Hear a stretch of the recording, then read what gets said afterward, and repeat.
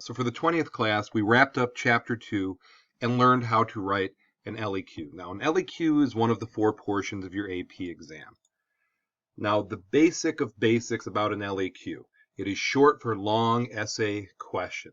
It is given at the end of the examination. You'll be given 40 minutes to complete the LEQ. It is worth 15% of your overall AP exam grade, and it is graded on a 6-point rubric. And a lot of you are logical. You're saying, okay, show me the rubric. And if I were to give you this rubric the first time we do it, I think a lot of people would get lost in this. So what I'm going to do is go through the basics of an LEQ.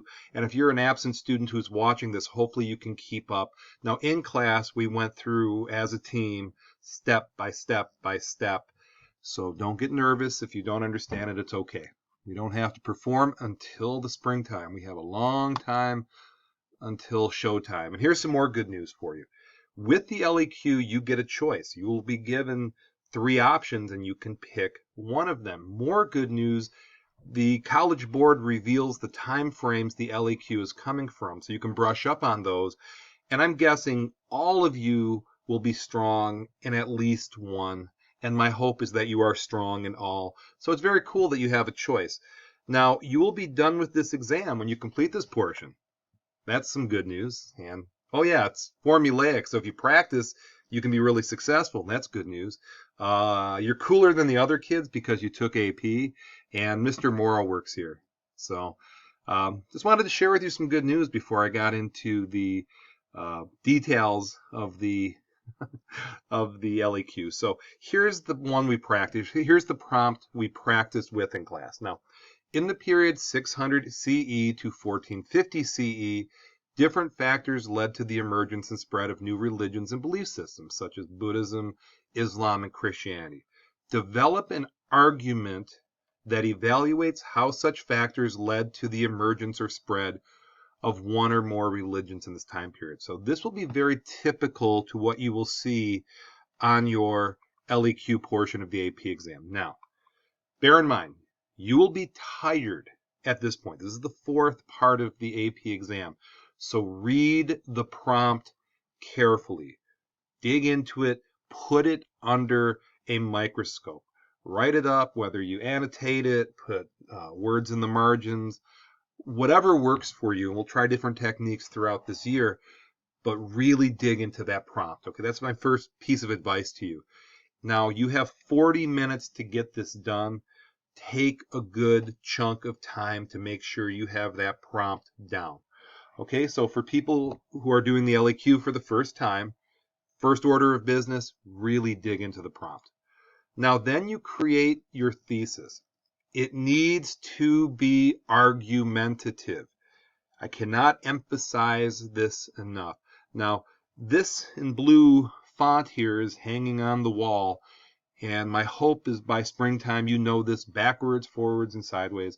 And when you create your thesis, despite counter-argument, because evidence 1 and evidence 2, my argument is, and I'm going to ask you to create your thesis using this verbatim. You have the choice, you have the freedom to write what you want, with this being the exception.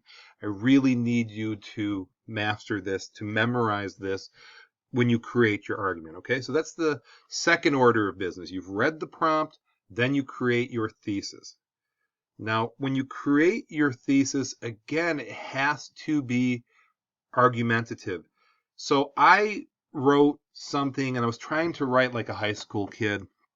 Here's my attempt of writing like a high school kid. I don't know if I undershot or overshot, but I'm using that despite counter-argument because evidence 1 and evidence 2, my argument is. So here's my take.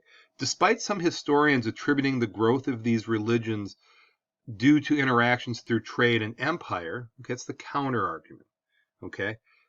Because of Buddhism's rejection of the caste system, evidence 1, and Islam's creation of the Ummah, evidence 2, and Christianity's teaching that all people can achieve salvation in John 3:16, evidence 3, my argument is that these religions spread due to egalitarian dogmas that appealed to the masses. So I made an argument. I said it's the dogma of the religion which was the appeal, not trade or empire.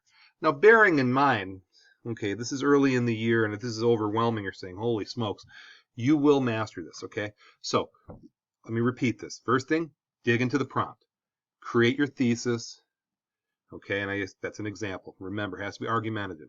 Then you put your argument in a broader context, okay? So you put the first part of the writing next, okay? So what I attempted to do, again, writing like a high school kid, I said this. Now, I put this in a broader context. Here's my thesis. That's done. But now I want to put a part in front of it. There are 5 belief systems that constitute what are known as the world religions. What makes these world religions is that they answer fundamental questions all people ask, adapt to cultures where they spread, are adopted by the political leadership, and are portable and have a message that transcends geography. These 5 religions spread quickly, replacing indigenous belief systems around the world, and as cultural diffusion occurred through interactions upon the Silk Road, Trans-Saharan Trade Network, and Indian Ocean trade routes, along with the rise and fall of empires, these religions staked their claims over geographic and cultural regions. So what I attempted to do is put my argument in a broader construct of the rise of the world religions, okay? So, part 1, prompt. Part 2, create your thesis using this format. Then put it in a broader context, okay? Now, describing versus arguing with evidence. Now, here's an opportunity to get 2 points versus 1. Now, describing is simply doing what the prompt tells you to do. And all of you are good students by virtue of taking AP. I think you're all going to get 1. But what I'm going to ask you to do is take it to that next level, okay? With arguing with evidence. That's why this prompt is so important. This forces you to argue, because I've put the counter argument and then I gave you my argument. I have to argue with the evidence. So let me give you an example. Here's describing. The egalitarianism shown by the rejection of the caste system by Buddhists, the Islamic concept of Ummah that makes a believer part of a global community of Muslims, and the passage John 3:16 allowing all believers to have access to heaven are the chief reasons religious spread. There's no argument there versus arguing. There are historians that attribute the spread of religions as chiefly an outgrowth of trade networks and the residue of empires, like when the Mongol Empire receded back to Asia. This position clearly fails to address the dogmatic aspects of these religions, which would be more responsible for the global growth of these belief systems. This, I'm just describing it. This, I'm making an argument. That's going to separate you 2 points versus 1 point. Now, I am totally not offended ever throughout this class if you go down Mr. Heimler Road, okay? I have provided you the video in Google Classroom. Here's the video here. He will do the same thing I did. And the only reason I did this is to give you a choice and to share with absent students what we did in class. So, again, just bear this in mind if it's a little much. Now, once you have the context, then you have to break it into topic sentences. Now, I have a couple different points here. I said, well, the counter argument, and then I made 3 points, the Buddhist perspective, the Islamic perspective, and the Christian perspective. So what I would do is I would take my topic sentence and talk about how the Buddhists rejected, how the Islamic argument, and then the Christian argument. So if you have a really solid thesis, the details should come naturally. You just go into that thesis, and then you break it down and connect your argument with some evidence, okay? So hopefully the LEQ is understandable. We will have plenty of reps before we take the test in the springtime. So please stay optimistic. You're bright, you're hardworking, and I anticipate a lot of success when you all take the AP exam. So thank you for watching.